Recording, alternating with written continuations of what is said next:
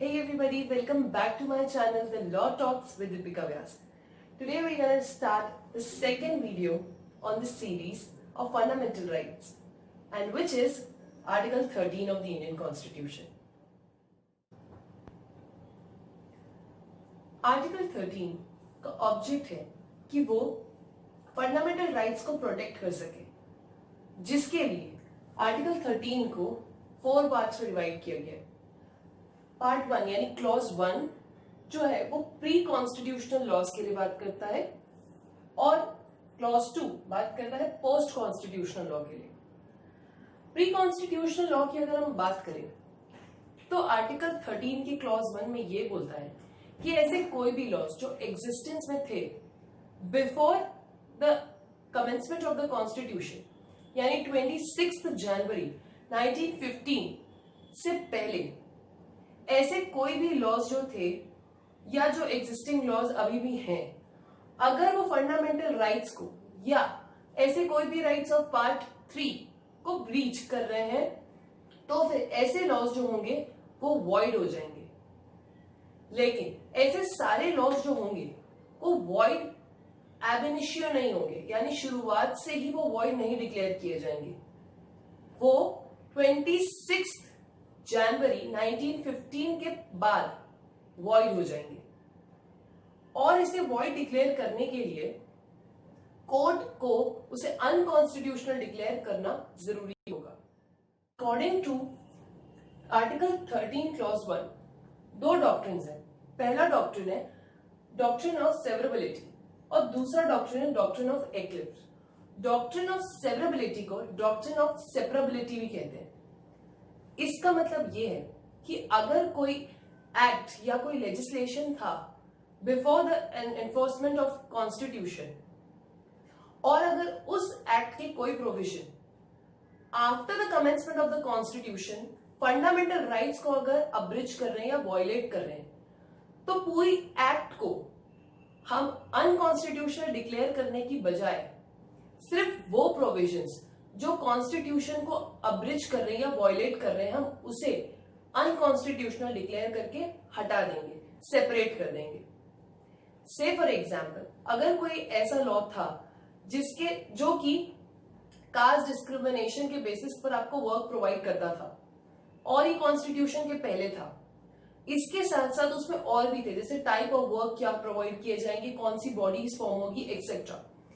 तो जो ये प्रोविजन है जिसमें आप बताते हैं कि कास्ट बेसिस पे वर्क डिवाइड होगा, उसे रिपील करके, उसे वॉइड डिक्लेयर करके बाकी पूरी एक्ट को एज इट इज रख देंगे। ये बताता है डॉक्ट्रिन ऑफ सेवरेबिलिटी।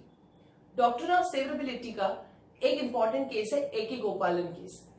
ए.के. गोपालन केस में section 14 of the preventive detention act को चैलेंज किया गया था। तो सुप्रीम कोर्ट ने इस केस में सिर्फ सेक्शन 14 को वॉइड डिक्लेयर करते हुए पूरी एक्ट जो प्रिवेंटिव डिटेंशन एक्ट थी उसको वैलिड रखा। वहीं दूसरा आता है doctrine of eclipse. Doctrine of eclipse के हिसाब से जो लॉज इनकंसिस्टेंट है फंडामेंटल राइट्स के, वो खत्म नहीं हो जाते, वो रिपील नहीं हो जाते, वो सिर्फ एक डॉर्मेंट या एक स्लीपिंग पोजीशन पर चले जाते हैं। और जब ऐसी कोई सिचुएशन आती है जिससे अमेंडमेंट होते हैं और वो वापस कंसिस्टेंट हो जाएंगे विद द फंडामेंटल राइट्स, तो फिर वापस वो लॉज एग्जिस्टेंस में आ जाते हैं।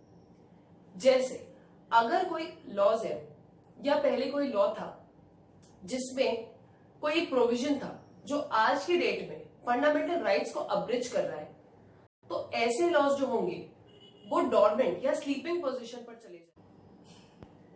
अब बात करते हैं आर्टिकल 13 क्लॉज 2 की, which talks about post constitutional laws. इसके हिसाब से ऐसे कोई भी लॉज जो कि फंडामेंटल राइट्स को अब्रिज करते हैं या फंडामेंटल राइट्स को वॉयलेट करते हैं, ऐसे कोई भी लॉज बना ही नहीं सकते after the commencement of the constitution.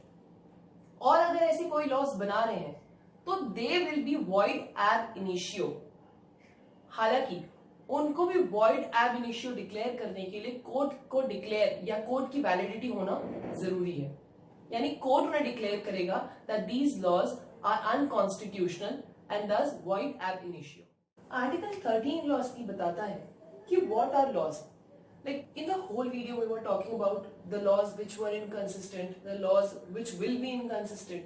So Article 13 clause 3 gonna tell us what are these laws. Okay, so Article 13 clause 3 में ये बोलता है कि सारे laws, bylaws, जितने भी ordinances, ये सारी rules, regulations, ये सब कुछ law के अंडर में आएगा. Law as well as law in force. वो सारे laws जो कि for the betterment and for the rights of the citizens बनाए गए हैं, वो सारे लॉज आर्टिकल 13 क्लॉज 3 में कवर होंगे. लेकिन इसके दो एक्सेप्शंस हैं. ऐसे कोई भी एडमिनिस्ट्रेटिव डायरेक्शंस या इंस्ट्रक्शंस होंगी जो स्पेसिफिकली गाइडेंस प्रोवाइड करते हैं और वो कोई लीगल ऑब्लिगेशंस नहीं देते या लीगल ऑब्लिगेशंस नहीं बनाते, तो ऐसे लॉज आर्टिकल 13 क्लॉज 3 में लॉज की डेफिनेशन पर नहीं आएंगे. सिमिलरली अगर कोई पर्सनल लॉज है तो वो पर्सनल लॉज जो होंगे वो भी आर्टिकल 13 क्लॉज 3 में एज लॉ नहीं आएंगे. आर्टिकल 13 जो है वो कोर्ट्स को जुडिशियल रिव्यू की भी पावर देता है. जुडिशियल रिव्यू में कोर्ट ये डिसाइड कर सकता है कि क्या कोई प्री एग्जिस्टिंग लॉज है या पोस्ट एग्जिस्टिंग लॉज, या फिर अगर कोई अमेंडमेंट किए गए हैं तो वो वैलिड है या नहीं. ये जुडिशियल रिव्यू के थ्रू कोर्ट डिसाइड करते हैं. और उसके बाद अगर कोर्ट को लगता है कि ऐसे कोई लॉज है जो वॉयलेटिव है या एब्रोगेटिव है, तो उस केस में कोर्ट जो है वो ऐसे लॉज को वॉइड डिक्लेयर कर देता है. लेकिन जब कॉन्स्टिट्यूशन बना और उसके बाद जब चेंजेस आने लगे तो क्वेश्चन उठा, क्या कॉन्स्टिट्यूशनल अमेंडमेंट्स भी लॉ की कैटेगरी में आएंगे? विच मीन्स क्या कॉन्स्टिट्यूशन में अगर खुद कोई अमेंडमेंट हो रहा है तो उसका जुडिशियल रिव्यू होगा या नहीं होगा? So to discuss this point, that whether a constitutional amendment was a law and was subject to judicial review or not, ये इसको डिस्कस करने के लिए we have a lot of cases in which we're going to deal with three most important cases and a constitutional amendment. The first case was Shankari Prasad versus the Union of India, in which the court held that अगर कोई constitutional amendment होता है तो that will not be within the category of state and therefore उसका judicial review नहीं हो सकता.